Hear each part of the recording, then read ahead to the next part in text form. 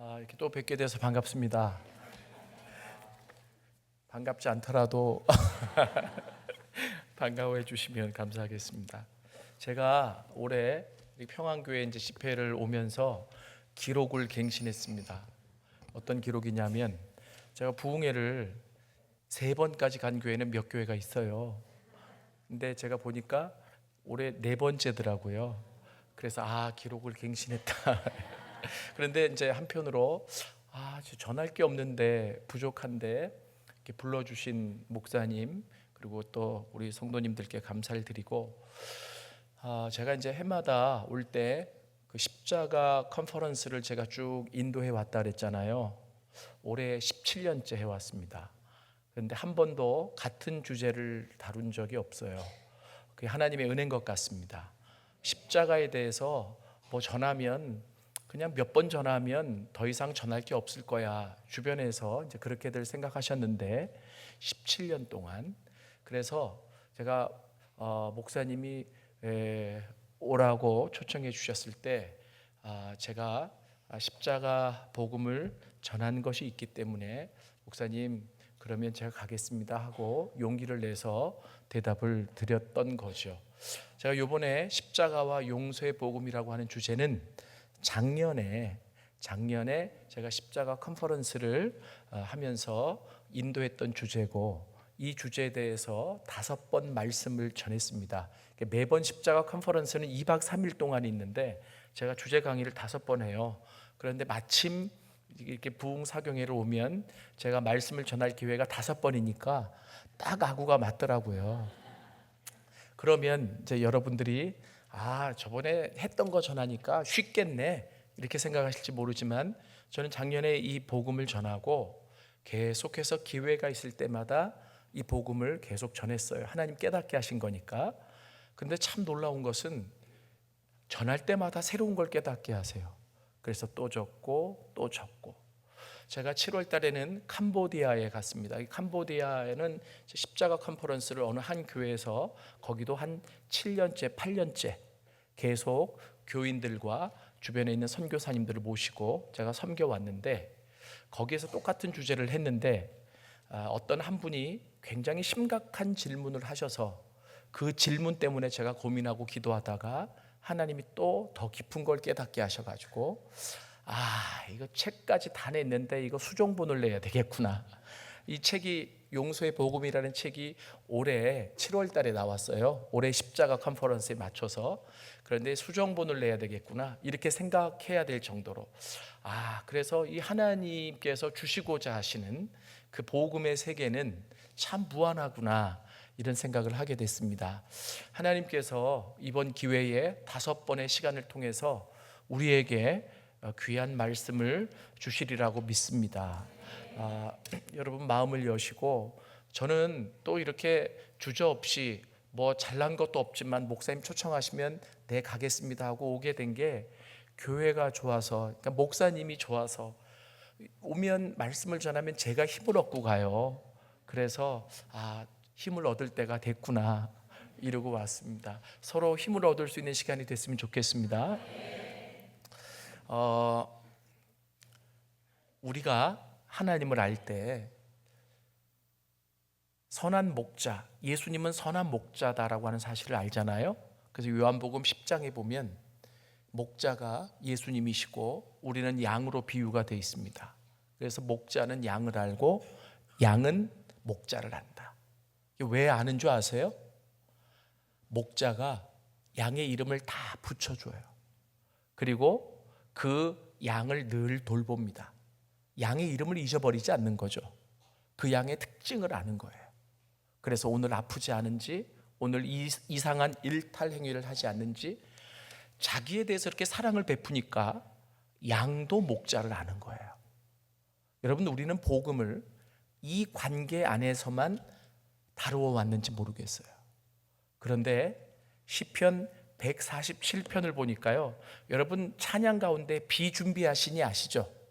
우리 주는 위대하며 이 찬양 아시죠? 저 너무 좋아하는데 그 찬양이 시편 147편을 가지고 만든 찬양이에요. 가사가 그런데 여러분 잘 아시다시피 가사 내용에도 나오지만 4절에 보면 그가 별들의 수요를 세시고 그것들을 다 이름대로 부르시는도다. 여러분, 별을 만드시고 별에게도 이름을 붙이시며 그 별이 그 자리에 있는지 숫자를 세시고 돌보시는 분이 하나님이십니다. 믿습니까? 여러분, 이게 무슨 말이냐면 복음의 영역을 나타내는 것 같아요. 그러니까 복음이 우선순위는 나에게 있어요. 내가 복음을 듣고 살아나고 변화되고 그리고 성장해야 되는데, 그렇게 신앙이 성장한 사람들의 공통적인 특징이 뭐냐면 나에게 초점이 맞춰져 있고 머물러 있던 관점이 우주적으로 그리고 그 하나님의 크신 범주 안으로 들어가기 시작하는 거예요. 그러면서 그 하나님은 별들도 만드시고 별들도 이름을 붙이시고 그 수요를 세시는 분이시구나. 야, 우리 하나님 위대하다. 여러분, 우리가 저도 그렇지만 이런 단계까지 더 깊게 들어갈 수 있는 우리가 되었으면 좋겠습니다. 여러분, 제가 왜 이제 이런 얘기를 드리냐면 제가 십자가 컨퍼런스를 17년 동안 한 번도 같은 주제를 갖지 않고 했습니다라고 했을 때 아멘은 하셨지만 어떤 생각을 갖고 계신지 모르겠어요. 그런데 참 놀라운 게 하나님이 주제를 주시는데 그 주제를 가지고 묵상하다 보면 와, 그게 제 1년 동안의 업적인 것 같아요. 그 십자가를 더 깊게 묵상하고 깨닫고. 그런데 어떤 한 해에 2년 전이죠, 하나님이 용서에 대해서 깊이 있게 깨닫게 하셨어요. 여러분, 실은 이 주제가 쉬운 주제는 아니에요. 그런데 복음의 갈망과 그리고 열정이 있으시면 여러분, 하나님께서 깊은 곳으로 우리를 끌어가실 줄로 믿습니다. 여러분, 용서라는 주제가 참 설명하기가 어려운 게, 왜냐하면 많은 사람들이 이 용서를 복음의 핵심 주제로 생각하지 않고 윤리적인 범주로 생각을 해요. 용서를 해야지, 하면 좋고 안 해도 내가 어떡하겠어, 걔는 죽일 놈이야, 나 용서 못해, 그러면 끝이죠, 그죠? 그런데 이 용서는 제가 분명히 말씀드릴게요, 기독교 윤리가 아닙니다. 명령입니다. 그리고 복음의 핵심입니다. 왠지 아세요? 기독교는 용서의 종교이기 때문에. 십자가가 하나님의 용서예요. 믿습니까? 죄 지은 우리를 용서하시기 위해 하나님이 그 아들을 십자가에 보내주신 거예요. 자, 이렇게 놓고 보면 용서는 해도 되고 안 해도 되는 것이 아니라 반드시 해야 되는구나. 그래서 성경에 보면 이 용서라는 말이 너무너무 많아요. 저는 십자가 컨퍼런스를 어떤 한 해에, 제가 몇 해인지는 기억을 못하는데, 사랑이라는 주제를 가지고 십자가와 온전한 사랑, 이 주제를 가지고 또 5번 주제 강의를 한 적이 있었어요. 그때 그 사랑을 풀면서 얼마나 충격을 받고 왜 사도 요한이 요한 1서 4장에 하나님은 사랑이시라 이렇게 얘기했는지를 조금 깨닫겠더라고요. 그런데 그 뒤에 이 용서를 깨달으면서 이 용서와 사랑이 어떻게 연결되고 매칭이 되는지 제가 너무 소스라치게 놀랐어요. 오늘부터 주일까지 제가 그 얘기를 조금 나눠드리려고 하는 거죠. 오늘 성경 본문에 보니까 베드로가 나옵니다. 근데 이 베드로가 어느 날 예수님께 이렇게 얘기합니다. 예수님, 내 형제가 죄를 범하면 내가 몇 번이나 용서하면 되겠습니까? 물어요. 그럼 예수님의 답을 기다리면 되잖아요, 그죠? 근데 역시 성격이 좀 급해. 그래가지고 자기가 생각하는 답을 먼저 얘기합니다. 7번만 하면 될까요? 그래요. 여러분, 이 베드로가 7번이라고 먼저 답을 한 거는 아마 자기가 생각해도 기특하게 생각하고 답을 한 것 같아.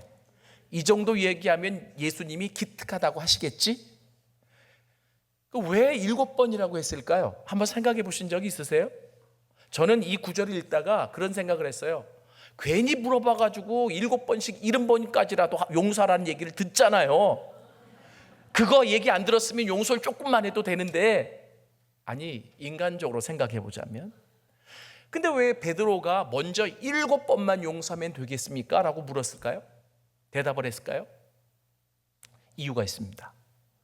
베드로는 유대인이고, 유대인은 랍비들에게 율법을 배웁니다. 근데 이 랍비들이 율법을 가르치면서 어떻게 가르쳤느냐면, 용서는 3번만 하면 된다고 가르쳤어요. 여러분, 랍비들 나쁜 사람들 아니에요. 색안경 끼고 보지 마세요. 이 말은 그만큼 용서가 어렵다는 거예요. 여러분 한번 생각해 보세요. 내가 정말 용서하지 못할 사람이 분명히 있을 거예요. 저는 이번 집회에 그런 분들 상처받지 않기를 원하고, 말씀을 들을 때 그냥 이렇게 하시면 돼요. 하나님, 용서할 수 있는 마음을 주세요. 그러면 하나님이 하게 하셔야지 내 힘으로 안 되잖아요. 그죠? 그리고 그렇게 하다 보면 어느 날 용서하게 되죠. 그럼 뭐가 되는 줄 아세요? 진정으로 사랑하게 되는 거예요. 여러분, 제가 아까 사랑 얘기를 했는데 용서와 연관된다 그랬잖아요. 뭘 깨달았느냐 하면, 사랑은 모든 율법의 완성이에요. 그래서 로마서 13장 10절에 그렇게 나와 있어요. 사랑은 율법의 완성이라고. 여러분, 그리고 신학자들도 그리스도만큼 성장하고 닮아간 징표가 뭐냐라고 했을 때 사랑이라고 얘기를 해요. 그런데 우리는 이 사랑이라는 단어를 너무 쉽게 생각하더라고요. kindly, 친절하게 행동하면 다 사랑인 줄 알아. 일부입니다. 이 사랑은 정말 추상적이고, 그리고 설명하기 어려울 정도로 광대해요. 여러분, 어떻게 하는 게 사랑이에요? 그냥 막 친절하게 얘기만 하고 친절하게 안어만 주는 게 사랑이 아니에요. 그래서 성경은 이 사랑이라고 하는 게 가장 큰 거야. 왜냐하면 이 요한도 하나님을 사랑이라고 얘기했잖아요. 그죠? 그러니까 이 사랑이 엄청 큰 범주예요.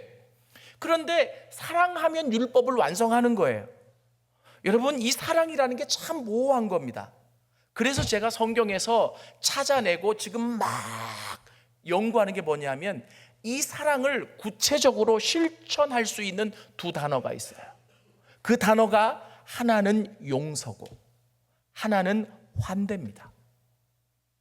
여러분, 그래서 여러분, 용서하지 못하면 사랑하지 않는 거예요. 그래서 여러분, 중요한 게 뭐냐면, 내가 아무리 그 사람을 친절하게 이야기하고 친절하게 접근한다고 할지라도 그 사람이 나한테 잘못한 것을 용서하지 않으면 사랑하지 않는 거예요. 그런데 내가 정말 용서할 수 없는데 용서를 하잖아요. 그러면 율법을 완성해 가는 거예요. 믿습니까?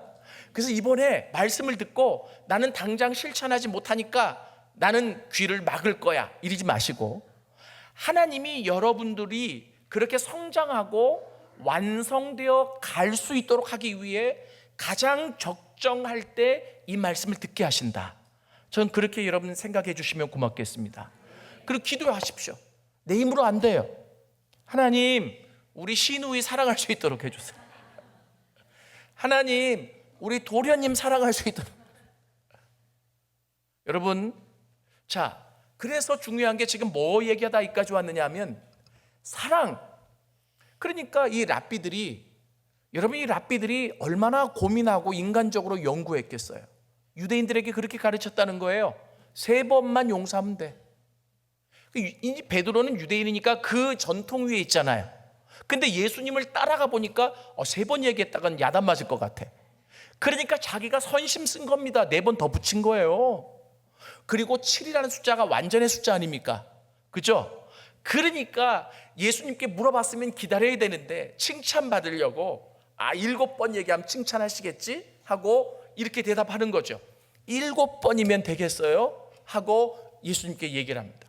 근데 예수님이 칭찬은커녕 뭐라고 얘기하시냐면, 베드로야, 용서는 7번씩 70번이라도 해야 돼. 총 몇 번입니까? 490번이에요. 곱해보세요. 그러면 490번만 용서하면 된다는 얘기입니까? 아닙니다. 무한정이라는 거예요. 여러분, 예수 믿으면서 용서하지 못하면 신앙의 성장이 더디거나 안 된 겁니다. 왜냐하면 우리는 용서받을 수 없는 자가 하나님께 무한정 용서를 받았기 때문입니다. 기독교인의 용서는 하나님의 용서에서 출발을 합니다. 내가 용서받은 죄인이라고 하는 데서 출발을 해요. 도저히 용서받을 수 없는 자가 하나님께 용서를 받았기 때문에 어떻게 되느냐면 용서해야 된다는 거예요. 여러분, 우리가 찬양해요. 그 사랑 얼마나 아름다운지, 그 사랑 얼마나, 막 은혜롭게 찬양하다가 누굴 용서해야지 하면 아니요, 그 사람은 빼고요, 또 이게 아니라는 거예요. 그 사랑이 그렇게 위대하고 엄청났기 때문에 너 내가 사랑하지 않았으면, 용서하지 않았으면 너 그 자리에 없잖아. 무한정 사랑받은 자로 가서 사랑을 실천해야 되는데 그 중에 하나가 용서야 라고 얘기하셔요. 자, 그러면 제가 이렇게 전제를 하고, 그럼 이 성경이 도대체 어디에서 용서를 구체적으로 얘기하고 있습니까? 라고 저한테 질문하신다고 하면 저는 창세기부터 용서가 시작됐다고 봅니다.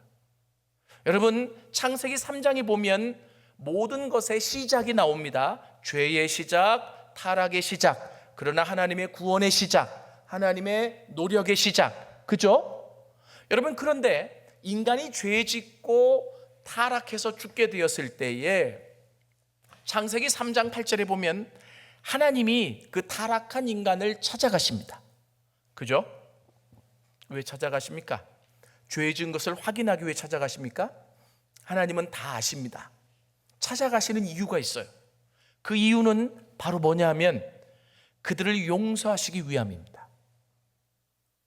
그죠? 용서가 어디서부터 시작돼요? 창세기 3장부터 시작돼요. 그런데 이 용서를 잘못 생각하면 윤리적으로만 생각해. 윤리가 나쁘다는 얘기가 아니라, 윤리 정도가 아니라 이것은 명령이에요. 7번씩 70번이라도 용서해야 된다.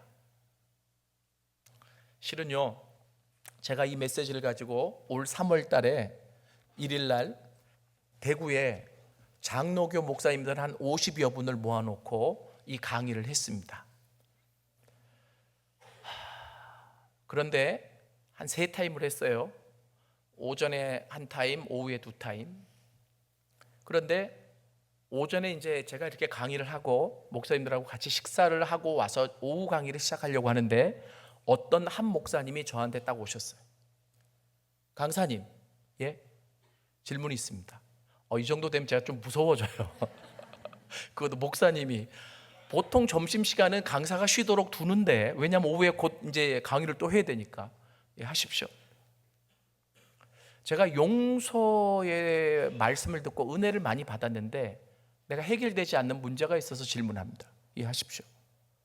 제가 교회를 개척해서 목회하다가, 죄송해요, 어느 한 장로님이 그렇게 속을 새겼대요. 그리고 교회를 풍지박산을 만들어 놓고, 그것도 멀리도 아니라 옆에 있는 교회로 가셨대요. 큰 교회로. 그리고 그 교회 가서는 뭔가 개가천성했다는 듯이 목사님에게 순종하고 교인들을 섬기고, 그래서 아주 최고의 장로가 됐답니다. 자기는 믿겨지지가 않는데요. 그런데 자기 아내는 이 교회를 그렇게 풍지박산 만들고 자기 속을 그렇게 썩게 한 그 장로만 떠오르지 저거는 위선일 거야, 이렇게 생각했다는 거예요. 그리고 그래도 나와 상관없는 일이니까 선을 긋고 내 목회만 하면 되지 하고 생각해 왔는데, 오늘 강사님 말씀을 듣고 보니 갑자기 그 장로님이 생각나는데, 아니 그 장로님도 용서를 해야 됩니까? 그래요. 그래서 제가 뭔 답을 하려고 했더니 베드로처럼 먼저 답을 하시는 거예요. 그 장로님도 용서를 해야 됩니까? 그러더니 저는 용서 못합니다. 여러분들이 목사님들을 잘 모르셔서 그래요. 저는 저희 아버지가 목사님이셨기 때문에 좀 알 것 같아요. 저도 목회를 해봤고 저는 용서 못합니다. 제 마음을, 제 속을 얼마나 죽을 만큼 힘들게 했습니다. 하나님의 교회를 풍지박산 내버렸습니다.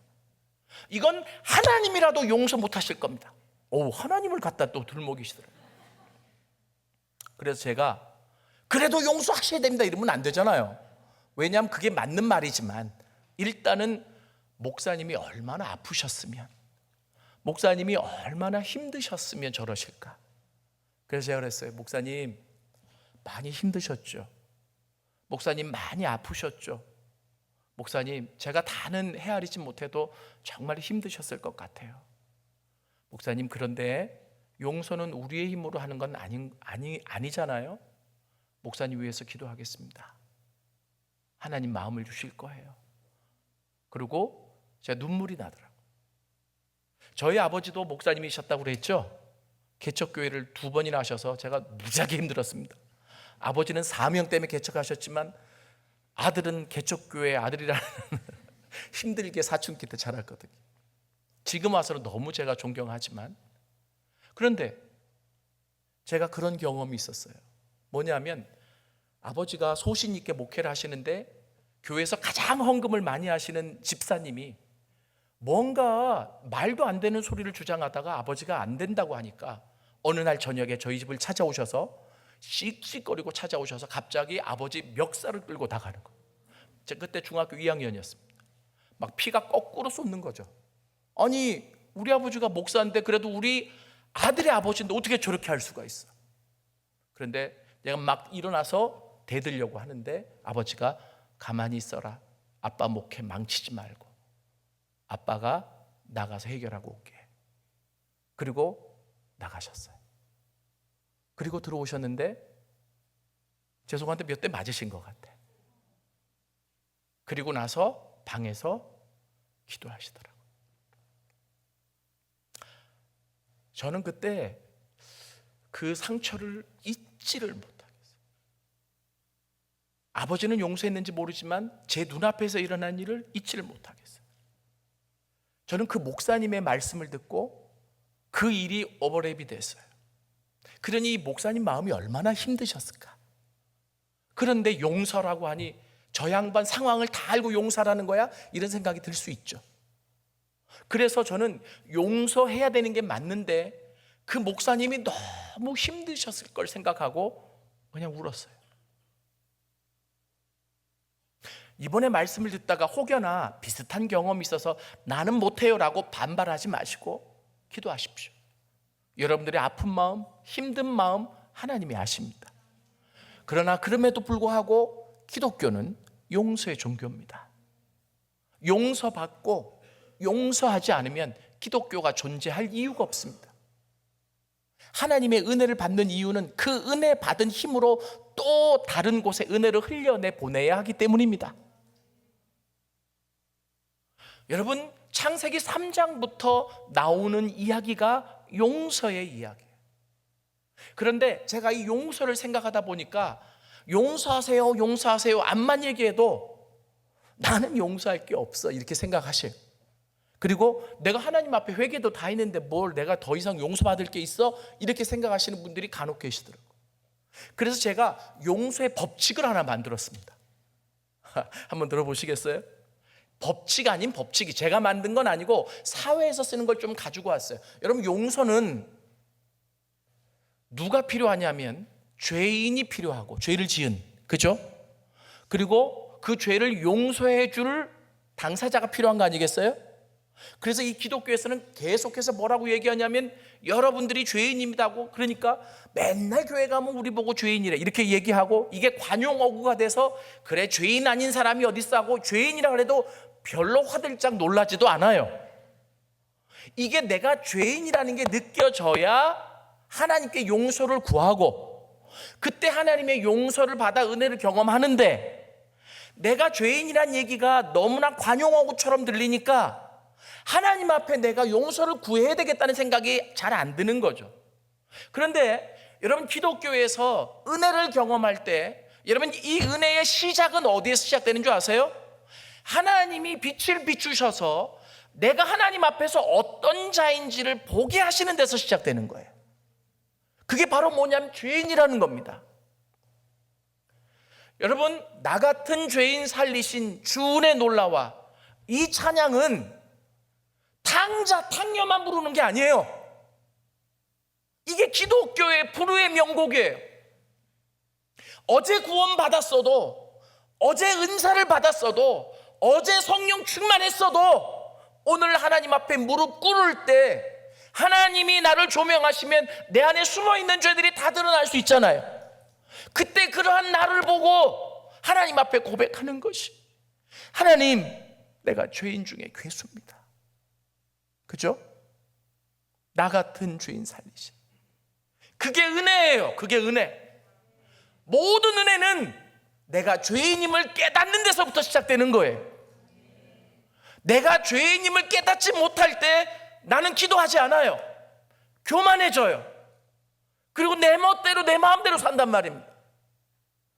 그래서 제가 이걸 좀 그냥 죄인이라는 소리를 하니까 안 되겠구나. 그래서 사회에서 쓰는 말을 가지고 왔어요. 용서를 위해서는 뭐가 정의가 되어져야 되느냐면 가해자가 있어야 돼. 그래서 죄인이란 말 대신 가해자라는 말을 좀 쓰겠습니다. 가해자. 여러분, 옆에 사람한테 당신 죄인이에요 그러면은 당신도 죄인이잖아 이럴 텐데, 당신 가해자이면 내가 뭘 잘못했길래 이럴 수 있어요. 세상에서 쓰는 말이에요. 용서에서 필요한 것은 가해자, 그리고 또 그 피해자가 있어요. 그죠? 가해자가 있으면 피해자가 있잖아요. 이 두 가지가 먼저 구분이 되어져야 돼. 여러분 잘 들으세요. 용서의 원칙은 하나님으로부터 먼저 용서를 받는 거예요. 그래야 내가 세상을 용서할 수 있는 거예요. 믿습니까? 여러분, 그런데 이 용서를 하나님으로부터 받기 위해서 가장 필요한 것은 피해자와 가해자가 구분이 되어져야 돼요. 하나님은 항상 피해자세요. 왜요? 우리가 죄를 지어서 하나님 나라를 깨뜨렸고 하나님의 창조 질서를 무너뜨렸고 하나님의 원대한 계획을 중단시켰잖아요. 그죠? 가해자예요. 하나님은 피해자시고. 이것이 깨달아져야 돼요. 교통사고가 났는데 보험 처리원이 오면 가장 먼저 하는 게 누가 가해자입니까? 이거부터 따지죠? 그렇잖아요. 저는 교통사고가 좀 종종 가끔 일어나서 정신을 놓고 할 때가 좀 많은 것 같아요. 그래서 제가 아주 조심을 합니다만은, 여러분, 그래서 가해자, 피해자. 자, 이게 구분이 딱 되어졌어요. 그러면 어떤 일이 있어야 되느냐면, 가해자는 피해자에게 잘못을 인정해야 돼요. 맞죠? 그래야 용서가 일어나지 않아요? 그리고 피해자는 그 죄를 자기가 인정할 때 가해자가 용납을 해줘야 됩니다. 그래 용서가 일어나죠. 그죠? 그런데 여기서 또 중요한 게 있어요. 큰 잘못을 했는데 무조건 죄만 인정해서 되는 게 아니고 그 죄에 합당한 보상이 있어야 돼. 맞습니까? 예.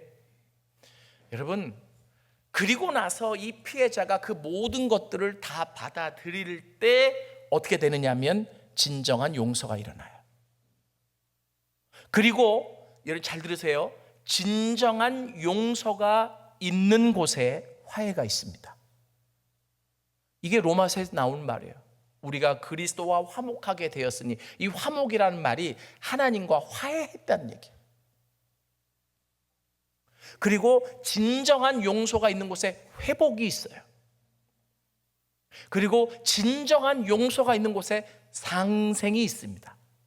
상생이라는 것은 같이 어울려서 사는 거예요. 이해되시죠? 오늘 낮에 저희 아내랑 대화를 나누다가 저희 아내가 뭐 이제 상담을 하니까 여러 주제를 가지고 얘기를 하다가 여보, 용서가 중요하다는 건 알겠는데 근데 화해도 중요하지 않아? 이렇게 얘기하더라고요. 여보, 그래서 제가 그렇게 얘기했죠. 여보, 내가 생각한 걸 얘기해 줄게. 화해도 중요한데 화해는 진정한 용서를 경험하면 거기에 딸려오는 결과야. 화해만 강조한다고 해서 화해가 일어나지 않아. 화해가 되어지기 위해서는 진정한 용서가 선행되어져야 돼. 그렇죠? 맞죠? 예, 그렇습니다. 그러면 여기서 이제 중요한 게 있어요. 뭐냐면 내가 성령의 조명 아래에서 내가 정말 잘못한 것을 깨달았고 내가 가해자라는 것을 알았는데 용서를 얻기 위해서 피해자에게 내가 죄를 인정하고 그리고 내가 있는 걸 다 보상하려고 하는데, 첫 번째, 그 피해자가 용납하려고 하는 마음이 없어. 그럼 용서가 안 일어나죠. 두 번째, 용납을 하려고 하는데 보상액이 적어. 그러면 용서가 안 일어나잖아요. 그죠? 그러면 이것을 하나님께 적용해 봅시다. 여러분, 우리가 범한 죄는 우리 힘으로 보상할 힘이 없어요. 믿습니까? 아무리 우리가 죄인임을 인정하고 고백한다고 할지라도 우리가 저지른 이 죄가, 우리가 범하고 살아가는 이 죄가 하나님께 보상할 만한 능력이 가진 것이 우리에게 없어요. 그래서 하나님은 내가 너희에게 너희의 죄에 대한 보상을 달라고 하지 않을게. 내가 내 아들을 통해서 충분히 그 보상을 치룰 거야. 믿습니까? 이게 십자가예요. 그러면 보상은 이미 십자가에서 이루어졌기 때문에 뭘 하기만 하면 되느냐면 우리는 우리의 잘못을 인정하고 주님께로 돌아가기만 하면 돼요. 믿습니까? 주님, 내가 가해자입니다. 주님, 내가 죄인입니다. 주님, 내가 잘못했습니다. 주님, 나를 용서해 주십시오. 내가 지은 죄가 너무나 커서 이걸 다 보상할 수 없지만 이런 나를 아시고 이미 하나님께서는 구약에서는 제사로, 그리고 완전하진 않지만 제사로, 그리고 신약에서는 아들을 희생해서 그 죄의 대가까지 다 치르게 해주셨음을 감사합니다. 믿습니까? 이때 진정한 하나님의 용서가 있어져요. 여러분, 이 용서를 가볍게 생각하지 마십시오. 오늘 이 저녁에도 하나님의 진정한 용서가 있는 곳에 회복이 있습니다. 하나님의 진정한 용서가 있는 곳에 기적이 있습니다. 하나님의 진정한 용서가 있는 곳에 부흥이 있습니다. 그리고 하나님의 진정한 용서가 있는 곳에 하나님과 더 깊은 교제가 있습니다. 왜 우리는 그렇게 하나님과 더 깊게 나가기를 원하고 그리고 기적도 원하고 회복도 원하는데 그 모든 것들이 내 마음대로 일어나지 않느냐? 가장 중요한 것 중에 하나는 하나님이 원하시는 이 용서가 아직 온전하게 일어나지 않았기 때문이다. 물어볼게요. 예수 믿고 구원 받았어요. 그 뒤에도 죄 짓습니까 안 짓습니까?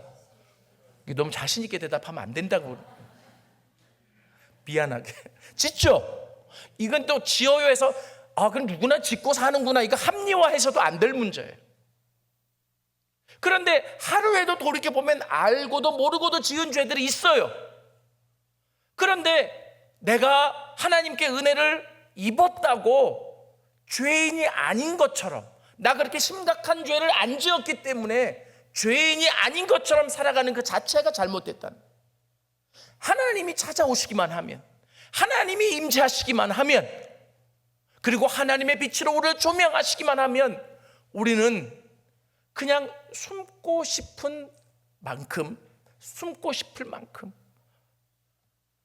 참 여러 가지 추악한 모습들이 우리 안에 있을 수 있다는 거죠.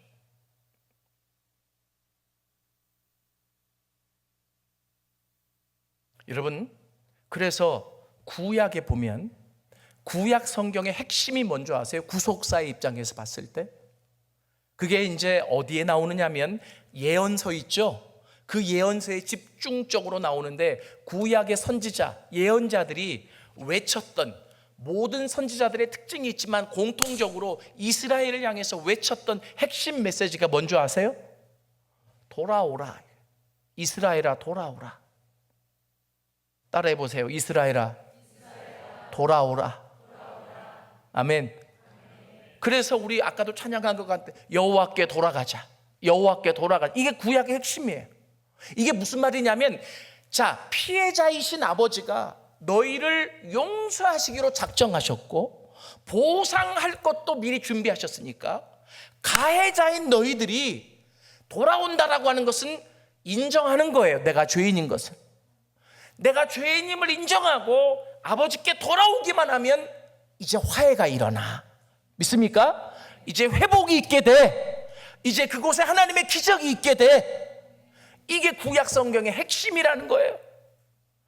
이 구약은 히브리어로 쓰여져 있어요.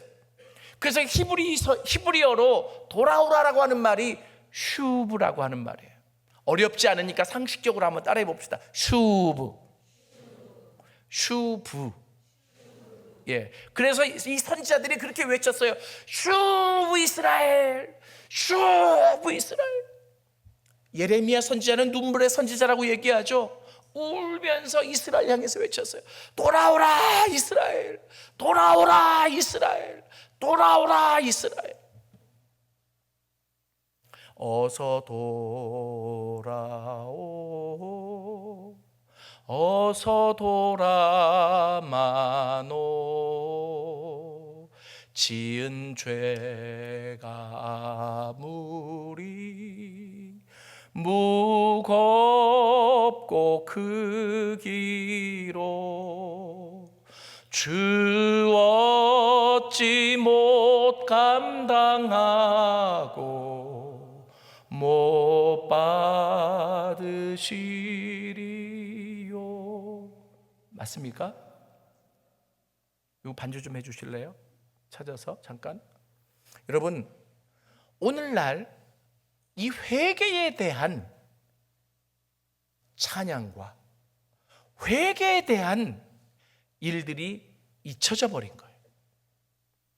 아니, 희미해져 가는 거죠. 제가 간증했는지 모르지만 좀 됐습니다. 시간이 한 1, 2년 된 것 같은데, 저희 아내가 자는데 옆에서 제가 자는 줄 알고 조용한 소리로 이 찬양을 부르더라고요. 그게 가슴이 뜨끔했습니다. 나 모를 무슨 죄를 졌나 보다. 그런데 그게 하루가 아니고 이틀째도 그 찬양을 불러요.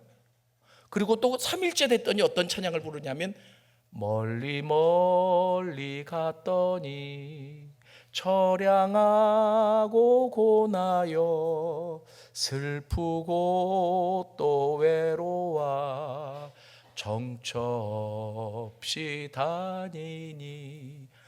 이 찬양 부를 때 제가 확신했습니다. 이거 분명한 일이 있다. 그리고 갈등했죠. 용서해야 될 것인가 말 것인가. 저희 아내는 하나님께 용서를 구하며 이 찬양을 부르고 있었는데, 저는 제가 용서를 해야 될 것인가. 그래서 제가 조용히 물어봤어요. 여보, 나 앉아. 근데 왜 저녁마다 그런 찬양 불러? 반주를 해주세요. 밑에 깔아주세요. 네. 그랬더니 저희 아내가 그래요. 앉았구나. 여보, 요즘 생각하는데 나 똑같이 기도도 하고 예배도 드리고 똑같이 내가 잘못한 건 없는데 자꾸 하나님이 나를 보게 하시는데 심정적으로 하나님하고 많이 떠나 있는 것 같아. 그 하나님께 더 가까이 가고 싶은데 힘들다고. 그렇게 은혜가 있을 때처럼 가까이 가지 못하는 내 모습을 발견하고, 나는 하나님 앞에 큰 죄를 진 적도 없고 동일하게 기도할 때 기도하고 예배 드릴 때 예배 드리고 예배 한번 빠진 적이 없는데, 마음이 하나님 앞에 멀어진 것 같아서 하나님 것을 느끼게 하셔서 그 하나님 앞에 돌아가고자 내가 이 찬양을 부르고 있다. 제가요, 그 이야기를 듣고 같이 기도를 해줬지만 저 혼자 얼마나 찔렸는지 몰라요. 아내는 하나님께서 이렇게 조명해 주셔서 이 귀한 것을 깨닫고 그래도 하나님께 돌아가려고. 여러분, 우리가 교회에 와서 앉아있는 거 너무나 위대한 것이고 축복받은 일이지만 심정적으로, 관계적으로 하나님과 밀접해 있는지 한번 보십시오. 그렇지 않으면 돌아가야 되잖아요. 그래서 구약의 선지자들이 지속적으로 얘기한 게 돌아오라 이스라엘, 돌아오라 이스라엘, 돌아오라 이스라엘, 돌아오라 이스라엘. 우리가 제이어스가 부르는 여호와께로 돌아가자 그 찬양도 이게 왜 나왔는지를 알아야 돼. 하나님께서 용서하시기로 작정하셨고 그 보상도 준비하셨기 때문에 이제 가해자인 우리가 돌아가기만 하면 되니까 요청하는 거예요. 이게 은혜입니다. 믿습니까? 나보고 다 보상하라고 하지 않아요. 나보고 잘못에 대한 모든 책임을 지라고 하지 않아요. 너희들이 책임질 수 없기 때문에 내가 이미 모든 것을 준비했다는 거예요. 그리고 내 마음도 너희를 향해 있다는 거죠. 가해자인 너희만 돌아오면 돼. 너희만 인식하고 내가 죄인이고 내가 하나님 나라를 질서를 깨뜨렸고 내가 잘못한 자라는 것을 인정하고 돌아오기만 하면 된다는 거예요. 이게 가장 큰 은혜예요.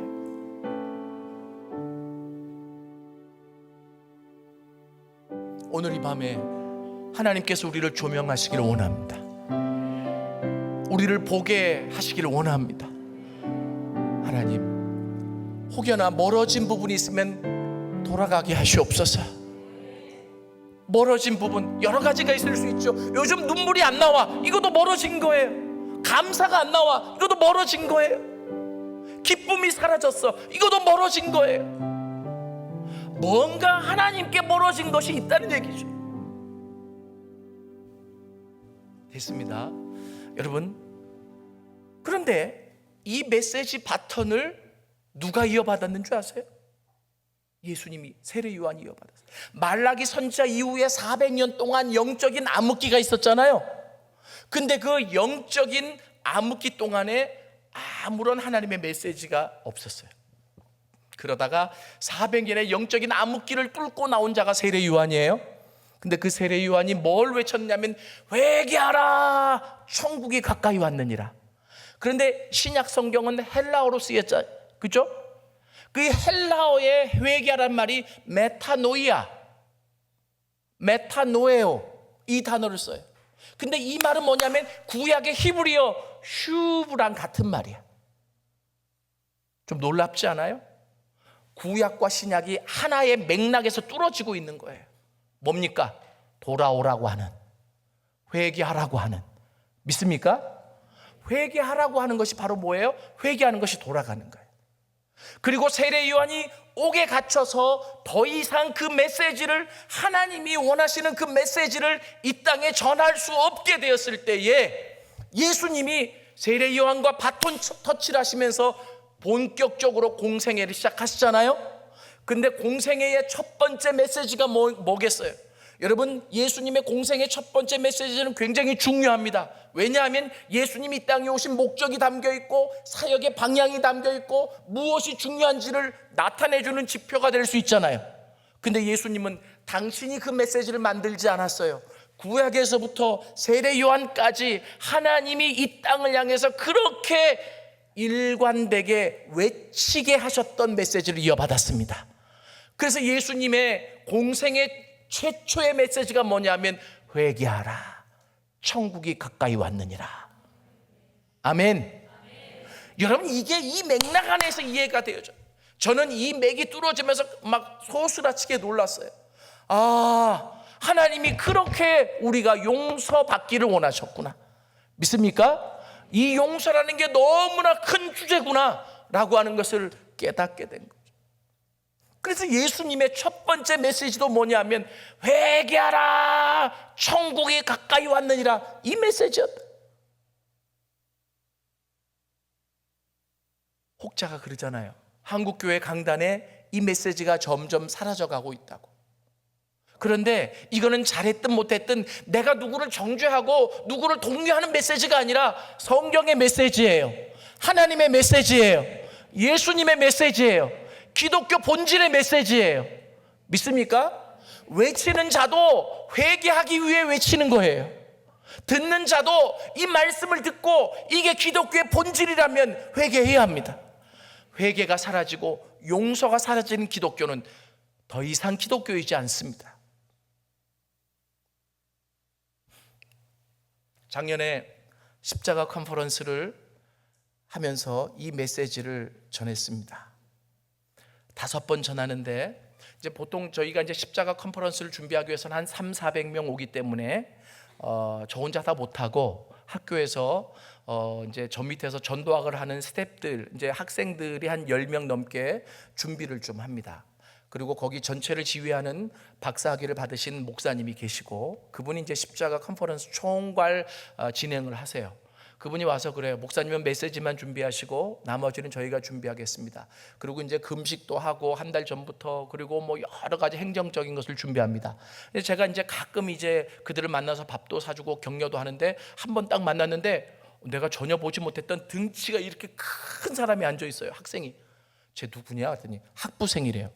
보통 학부생은 스텝으로 잘 안 들어오거든요. 대학원, 신대원 이 학생들이 들어오는데 그래서 어떻게 들어왔어? 그랬더니 아니 열정이 있어서 그 제가 만든 학교에 동아리가 있는데 제가 지금 관여는 안 합니다만 다른 우리 목사님들이 하는데 그 동아리에 들어와서 성경을 배우다가 이 모임에 스텝이 하고 싶다 해서 참석하게 했대요. 그런데 막 죄송해요. 이거 뭐 몸집이 큰 게 잘못은 아닌데 되게 커요. 뭐 4X라 하지 뭐 5X라 하지 이 정도 입을 정도로. 그래서 막 걸을 때 쿵쿵 소리가 나요. 근데 듬직하더라고요. 해서 야, 쟤 좀 잘 키워줘라. 키운다는 것은 무슨 말이냐면 신앙적으로 잘 인도해줘라 이런 얘기예요. 그런데 십자가 컨퍼런스가 딱 진행됐어요. 근데 첫날부터 이 친구가 막 쿵쾅거리면서 막 다니는 모습이 와 그렇게 예쁘더라고요. 나이는 신학과 1학년인데 늦게 들어와서 27. 그러니까 만학 좀 늦게 공부를 한 거예요. 사유가 있겠죠. 그런데 둘째 날 세 번째 메시지, 네 번째 메시지가 들어가고 마지막 저녁 기도회를 하는데 그때 성령이 굉장히 강하게 역사하셨어요. 근데 이 친구가 갑자기 맨 앞에 나와서 그렇게 말씀을 하나도 안 놓치고 열심히 듣더라고요. 그런데 이 친구가 마지막 밤에 기도회를 하는데 저희가 이제 보통 10시 반 집회를 마치고 자유롭게 기도 시간을 주면 12시, 어떤 분은 뭐 12시 반까지도 기도를 하세요. 근데 이 친구가 막 기도를 하는데 저는 이제 막 기도를 인도하고 나서 뒤에 와서 같이 기도하고 있는데 막 들썩들썩 쿵쿵 소리가 나요. 보니까 앞에서 기도를 하는데 막 어쩔 줄을 몰라요. 하나님, 나 어떡하라고요? 그래서 막 울다가 이제 보통 성령이 임하시면 별 모양이 다 나오거든요. 그러니까 오늘 역사하시나 보다 이렇게만 생각했어요. 그런데 갑자기 막 이리 뒹굴고 저리 뒹굴다가 어디에 부딪혀가지고 코피가 나가지고 또 막 뒤에 가서 씻고 왔어요. 씻고 와서 또 막 주여 막 이러더니 어느 한순간 잠잠해졌어요. 그러더니 굉장히 고요한 시간이 흘러서 이제는 기도를 다 하셨나 보다. 그리고 이제 제가 들어가 잤거든요. 근데 그 다음날 저희 이 컨퍼런스를 총괄하시는 목사님한테 전화가 왔어요. 목사님, 어젯밤에 큰일이 있었습니다. 무슨 일이냐? 새벽 1시가 됐는데 이제 스태프들이 마지막 밤이니까 자기들이 그렇게 고생했으니까 자축하기 위해 그 사람들은 꼭 새벽 1시에 치킨을 불러서 치킨 파티를 해요. 아직 끝나지는 않았지만 마지막 밤이니까. 그래서 치킨 파티를 하기 위해 스태프들이 다 모였는데 이 등치가 큰 신학과 1학년 학생이 자기가 간증이 있다고. 그래서 뭐냐 했더니 저 용서하지 못할 사람을 오늘 저녁에 용서했다고. 그게 무슨 말이냐? 그랬더니 이 친구가 간증을 하는데 15명의 그 정도 되는 우리 스태프들이 다 울었대요. 이 친구에게는 사연이 있었어요. 엄마하고 어릴 때 손을 잡고 갔는데 어느 곳을 갔는데 엄마가 손을 놓으면서 이곳이 앞으로 네가 살 곳이야. 보육원이었습니다. 이 아이를 버린 거죠. 이 아이는 너무 상처가 됐어요. 우리 엄마, 그리고 엄마가 이제 다른 얘기는 안 하고 얘는 보육원이 뭔지도 모를 거 아니에요. 엄마가 나중에 데리러 올게, 그러고 안 온 거예요. 그러니까 엄마를 기다리다가 지치고 분노와 증오가 생긴 거예요. 그런데 이 엄마가 이 아이 고등학교 때 데리러 왔어요. 또 아이를 놓고 그렇게 본인도 마음이 아팠겠죠. 그래서 고등학교 때 데리러 왔는데 엄마 손에 이끌려서 집에 가보니 생전 보지도 못했던 새아빠가 있는 거예요. 거기서 도저히 살 수가 없어서 엄마한테 이야기를 하고 자기 독립하겠다고. 그래서 그때부터 지금까지 독립해서 아르바이트를 하고 혼자 살아온 거예요. 그런데 이 엄마도 그 재혼을 해서도 삶이 평탄치가 않았던 것 같아요. 경제적으로도. 그래서 자기가 아르바이트해서 벌어놓은 돈을 꼭 빌려가서 안 갚는데요, 또. 그러니까 이 아들이 엄마니까 빌려주긴 하지만 자기도 그렇게 뼈 빠지게 일해서 모아놓은 돈이 엄마 때문에 빌려가지고 안 갚아지고 늦게 갚아지고 하니까 속이 상해 있던 터였어요. 근데 수련회 오는 날도, 그 십자가 컨퍼런스 오는 날도 아침에 엄마한테 전화가 왔대요. 자기 공과금 내려고 딱 모아놓은 돈이 있는데 혹시 돈 그만큼 있으면 좀 빌려달라고.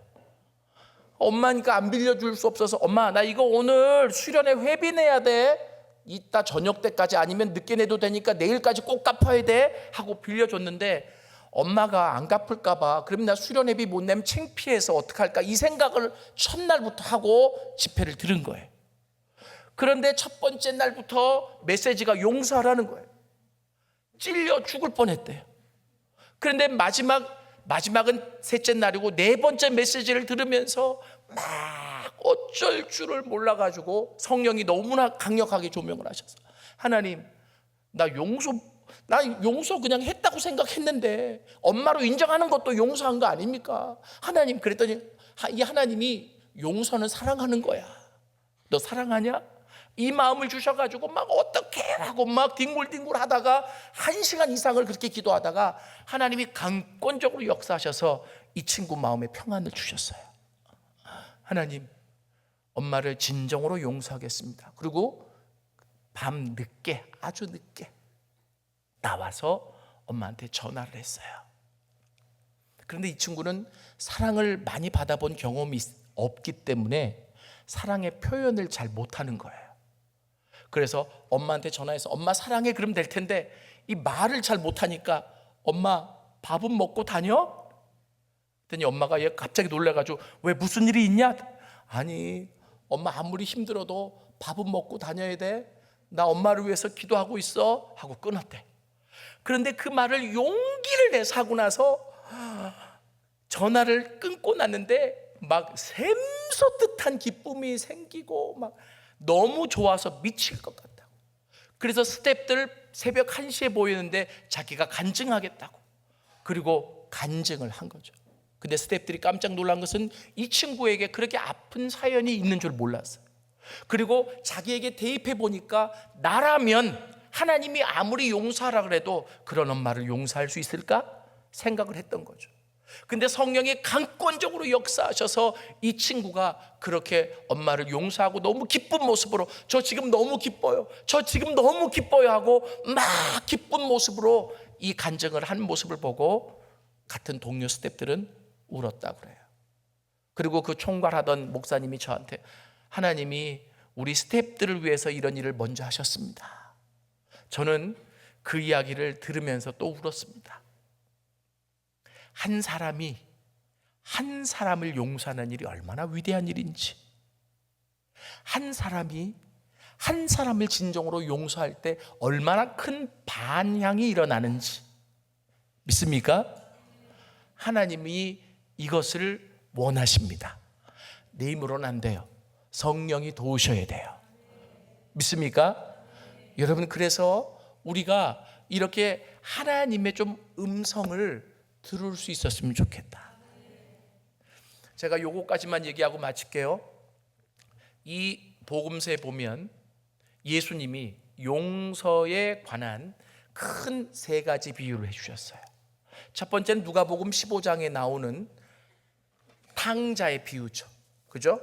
이 탕자의 비유를 보면 우리는 둘째 아들이 아버지를 아버지로 인정하지 않고 마치 아버지에게 저주하듯이 아버지 지금 죽어요 하는 입장에서 돈을 자기가 받을 분깃을 받아서 떠났잖아요. 얼마나 큰 가해자입니까? 그런데 이 아버지는 그 아들이 떠나간 날부터 기다렸던 것 같아요. 돌아오기만을. 여러분, 이 비유에는 여러 의미가 담겨 있지만 용서의 관점에서 보면 아버지는 용납하기로 결정했다. 믿습니까? 돌아오기만 하면 돼. 돌아오기만 하면 돼. 이 의미가 이 안에 담겨 있어요. 두 번째 비유가 있습니다. 그 비유는 어느 임금의 종의 비유입니다. 여러분, 여기 성경에 보면 한 임금이 있고 종이 있는데 이 종이 그냥 뭐 노예가 아니라 신하였던 것 같아요. 그래서 임금에게 얼마를 빚졌느냐면 1만 달란트를 빚졌다고 그래요. 근데 이게 참 유대인 화폐니까 우리에게 확 안 와닿죠. 제가 잘 설명을 드릴게요. 1달란트는 6천 데나리온이래요. 저녁에 또 머리 아프게. 그냥 생각해 보세요. 1달란트가 6천 데나리온인데 1데나리온은 하루 품삯이야. 그러면 1달란트만 빌려도 6천일을 일해야 갚을 수 있어. 근데 이 신하가 몇 달란트를 빚졌다고요? 1만 달란트를 빚졌어요. 이것은 이 사람이 15만 년을 일해야 갚을 수 있는 돈이에요. 별로 놀라지도 않으시네요. 몇 년을 일해야? 15만 년 정도. 이 당시 갈릴리의 1년 세금이 200달란트였고 유다 땅 전역의 1년 세금이 800달란트였다고 합니다. 그러니까 1만 달란트는 유다 땅 전역의 세금보다 12배가 넘는 액수예요. 굉장한 거죠. 성경이 이렇게 비유로 적어놓은 것은 이 신하가 갚을 수 없는 금액이라는 거예요. 그런데 임금이 그 신하에게 너 빨리 갚아야지 왜 안 갚니? 라고 이야기를 했어요. 그랬더니 성경에 보면 이 신하가 내게 참으소서 내가 다 갚으리이다 이래요. 성경에 중요한 단어가 있습니다. 여기에 참으소서라고 하는 거예요. 이 참으소서라고 하는 이 헬라어는 하나님의 인내를 표현할 때 쓰는 말이에요. 내가 능력이 없으니 나한테 좀 인내를 좀 해주시겠어요? 나를 좀 기다려주시고 긍휼을 베풀어 주시겠어요? 이때 쓰는 말이에요. 이 신하의 이야기를 듣고 왕이 그를 불쌍히 여겨 빚을 탕감해 줬습니다. 할렐루야. 여러분 아시는 내용이라도 오늘 메시지에 대입해서 한번 생각해 보세요. 1만 달란트 15만 년을 일해야 갚을 수 있는 금액, 우리 힘으로 도저히 갚을 수 없어요. 그래서 왕이 이 신하의 이야기를 듣고 탕감해 줬어요. 근데 이 신하가 빚을 탕감받고 기분 좋아서 길을 가다가 자기에게 100데나리온 빚진 자를 만났어요.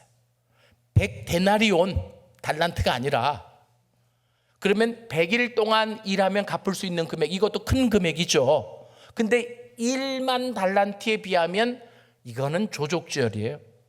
그죠?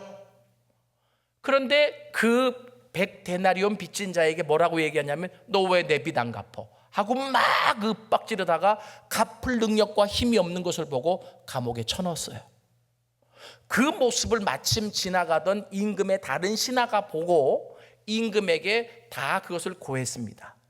그러자 임금이 화가 나서 1만 달란트 탕감해 준 그 신하를 불러서 너 어떻게 이렇게 했느냐라고 이야기를 합니다. 그래서 제가 성경을 좀 읽어 드릴 테니까 보세요. 이에 주인이 그를 불러다가 말하되 악한 종아, 네가 빌기에 내가 너의 빚을 전부 탕감하여 주었거늘 내가 너를 불쌍히 여김과 같이 너도 내 동료를 불쌍히 여김이 마땅치 아니하냐? 이해되세요? 그러면서 35절에 보면 너희 각각 마음으로부터 형제를 용서하지 아니하면 나의 하늘 아버지께서도 너희에게 이같이 하시리라. 여러분, 결국 이 비유는 뭘 얘기해 주는 거냐면 우리가 예수 믿고 구원받은 그리스도인이 어떤 자인지를 설명해 주는 거예요. 하나님께 1만 달란트 빚진 자예요. 그런데 우리가 죄인임을 고백하고 나에게 참으소서, 나에게 당신의 인내를 보여주시고 긍휼을 보여주소서라고 애원했을 때 그 아버지가 우리의 빚을 탕감해 주셨어요. 큰 은혜예요. 믿습니까? 평생 노예로 살아도 다 갚지 못할 빚을 탕감받았습니다. 그런데 나에게 100데나리온 빚진 자를 용서하지 못해서 그를 감옥에 가둔단 말이에요. 여러분, 이와 같은 일들이 예수님 당시 유대인들에게 있었는데 오늘날 우리 그리스도인들에게 없겠느냐. 마지막 세 번째 비유가 선한 사마리아인의 비유였습니다. 여러분 아시다시피 유대인이 강도를 만나 거반 죽게 되었어요. 근데 그 길을 레위인이 지나가고 제사장이 지나갔습니다. 레위인이 지나가고 유대인이 지나갔지만 아무도 그를 돕지 않았습니다. 그런데 그 당시 유대인들이 상종하지도 않았던, 인간이라고 거들떠보지도 않았던 사마리아인이 지나갔어요. 근데 사마리아인이 딱 보니까 아니 자기들을 무시하던 유대인이지만 사람이 죽어가고 있어요.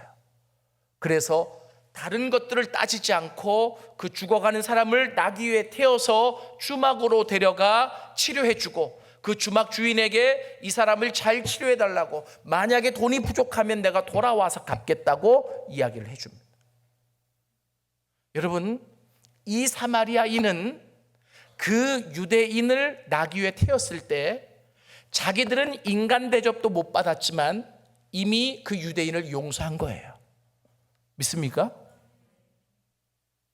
이 비유는 실은 어떤 율법사가 예수님께 와서 예수님, 아니 성경에 보면 율법의 두 강령이 하나님 사랑, 이웃 사랑이라고 하는데 도대체 우리의 이웃이 누굽니까? 라고 물었을 때 예수님이 답하기 위해서 해준 비유예요. 그럼 이 비유에서 예수님이 말씀하시고자 하시는 바가 뭐냐면 이웃을 찾지 마라, 죽어가는 자들의 이웃이 되어주라. 믿습니까? 힘없고 죽어가고 아픈 자들, 도움이 필요한 자들의 이웃이 되어줘라. 내 옆집에 사는 사람이 이웃일까? 아니면 내 앞집에 사는 사람이 이웃일까? 이 지역의 개념이 아니에요. 도움이 필요한 모든 자들에게 이웃이 되어줘라. 근데 이웃이 되기 위해서는 사랑과 용서가 전제되어 있습니다. 이해되십니까? 사랑하는 여러분, 제가 오늘 짧지 않은 시간 안에 구약의 그 첫 번째 메시지가 용서에서부터 시작했다. 그리고 구약 전체 메시지가 돌아오라는 용서의 메시지였고, 그리고 신약에도 예수님이 신약의 공생의 첫 번째 메시지를, 그 구약의 메시지를 받아서 외치셨다. 그러니 이 용서는 기독교의 핵심이다 라고 하는 메시지를 여러분들과 나누었습니다. 오늘 그렇게 기도하십시다. 주님, 나를 비춰 주시옵소서.